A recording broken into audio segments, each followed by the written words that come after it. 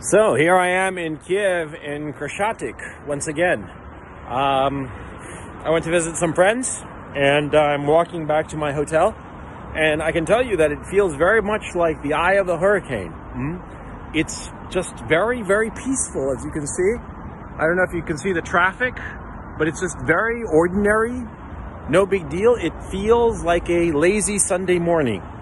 And of course, it's not. Today is Thursday, February 24th. 2022, and the Russians have invaded Ukraine, and I'm hearing all kinds of conflicting bits of information. Some people say that the Russian army is getting ready to capture Kiev, all kinds of stuff. You know, I've been seeing images of paratroopers landing in Kharkov and whatnot. I don't know what's going on. Nobody really knows what's going on. This is information warfare at its finest, because nobody has a clue as to what's going on, except, quite frankly, probably the people leading this invasion. They're the only ones who seem to know what's going on, of course. They're not telling now, are they? Yeah. And so I just wanted to do this impromptu video. It's, let me just check my watch here. It is 20 to 5 local time here in Kiev.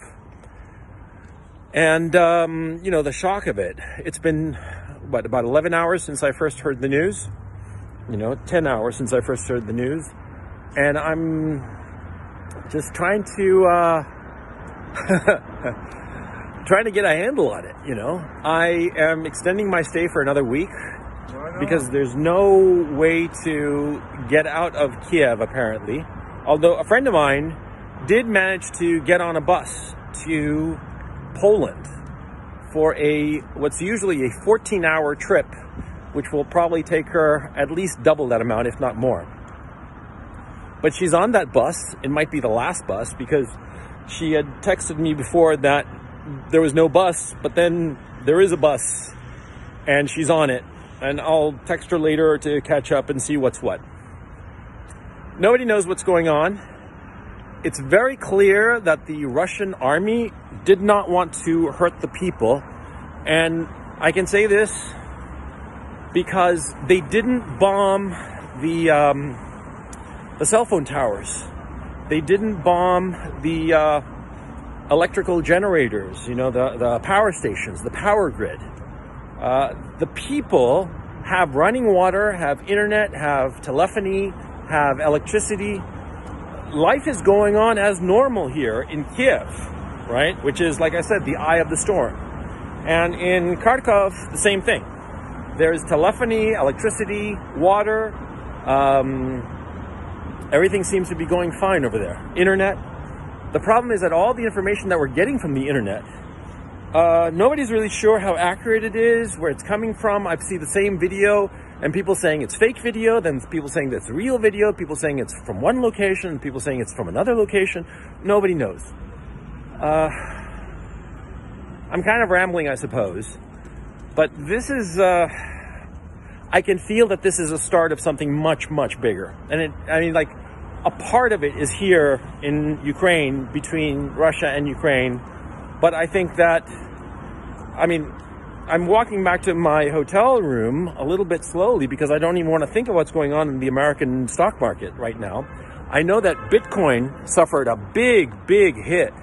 But I haven't been on top of the stock market. As you all know, I got out of the markets way back in 2020 after I did my deal of a lifetime. And I made more money than ever before in the markets. That's when I got out. And, you know, get out while you're ahead. That's my saying. And so anyway, what's happened is that I don't know what's happened to the American stock market. I'm guessing that they're down by a lot because of the oil prices going through the roof. Because remember, people always talk about Russian natural gas, but they forget the fact that Russia is one of the largest suppliers of Europe for oil. And that's something that people forget. Russia exports roughly 10% of the global petroleum market. They're a big player in the oil markets. And so a war involving Russia has going to have huge impact on commodity prices. And that will mean a huge impact on inflation. And the dollar might well crater. And it's within the realms of the possibility. Within the realms of the possible, rather. Excuse me. There's a lot to chew on and think about. And so I'll be chewing on it and thinking about it. And so anyway, here I am. And this is Kiev on the day of the invasion.